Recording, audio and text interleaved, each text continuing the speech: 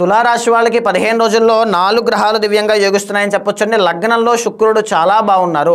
ఆరోగ్య పరిస్థితులన్నీ కూడా బాగుంటాయి. ఏదో ఒక విధంగా మరి అష్టదిగ్బంధనం కాకుండా ఒక దారి ఓపెన్ అవుతుంది. అది ఆర్థికంగా కానీ, కుటుంబ సమస్యలు కానీ, ఆరోగ్య ఇబ్బందులు కానీ, ప్రేమ వ్యవహారాల్లో కానీ ఖచ్చితంగా ఒక మార్గం ఈ మాసంలో మీరు చూస్తారని చెప్పొచ్చు. 2వ స్థానంలో కుజుడు ఉన్నారండి. ఇక్కడ 2వ స్థానంలో కుజుడు అనేటువంటి ఆయన యోగించినప్పటికీ కూడా ఆయన ఓన్ హౌస్లో ఉండడం వల్ల ఆర్థికంగా భూమికి సంబంధించిన వ్యాపారం చేసే రియల్ ఎస్టేట్ వ్యాపారస్తులు కానీ, కన్స్ట్రక్షన్ ఫీల్డ్లో ఉన్నటువంటి వాళ్ళు కానీ, ఆర్ కాంపిటేటివ్ ఎగ్జామ్స్ రాసే వాళ్ళు కానీ, ఈవెన్ స్పోర్ట్స్ ఫీల్డ్లో ఉన్న వాళ్ళకి కానీ ధనయోగము అనేటువంటిది ఖచ్చితంగా పట్టబోతోంది అని చెప్పచ్చు.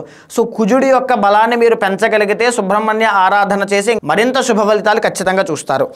6వ స్థానంలో శని కనబడుతూ ఉన్నారు. ఆరోగ్య సమస్యలు కనబడుతూ ఉన్నాయి. వాత దోషాలు కానీ, కిడ్నీ సమస్యలు కానీ, వెన్నుపూసకు సంబంధించిన ఇబ్బందులు కానీ, కీళ్ల వాతాలు కానీ ఎవరికైనా ఉంటే కొంచెం జాగ్రత్తగా ఉండండి. ఈవెన్ శత్రువులు ఈ 15 రోజుల్లో కాస్త ఎక్కువగా ఇబ్బంది పెట్టడం కానీ, మీ మీద దృష్టి ప్రభావం చాలా ఎక్కువగా ఉండడం, ఎక్కువగా ఏడుపులు ఇలాంటివన్నీ ఎక్కువగా చూసే అవకాశాలు ఉంటాయి.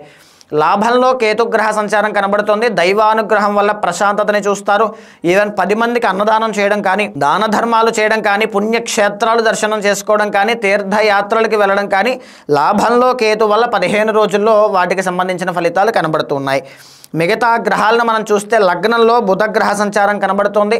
ఆయన యోగించట్లేదు. వ్యాపారస్తులు మరింత జాగ్రత్తగా, తెలివితేటలతో, చాకచక్యంగా, సమయస్ఫూర్తితో నిర్ణయాలు తీసుకుంటే తప్ప లాభాలు కనబడట్లేదు. 2వ స్థానంలో రవి కనబడుతూ ఉన్నారు.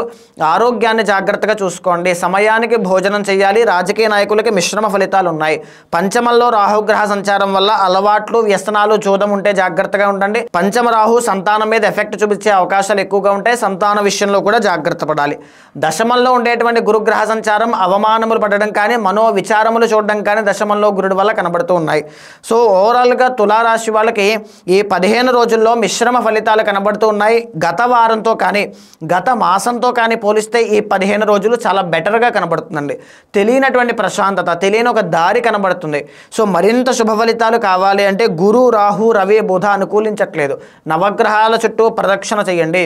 నవధాన్యాలు దానంగా ఇవ్వడం కానీ, నవధాన్యాలు నవగ్రహాలకి సమర్పించడం వల్ల విశేషమైన శుభ ఫలితాలు తప్పకుండా చూస్తారని చెప్పచ్చు.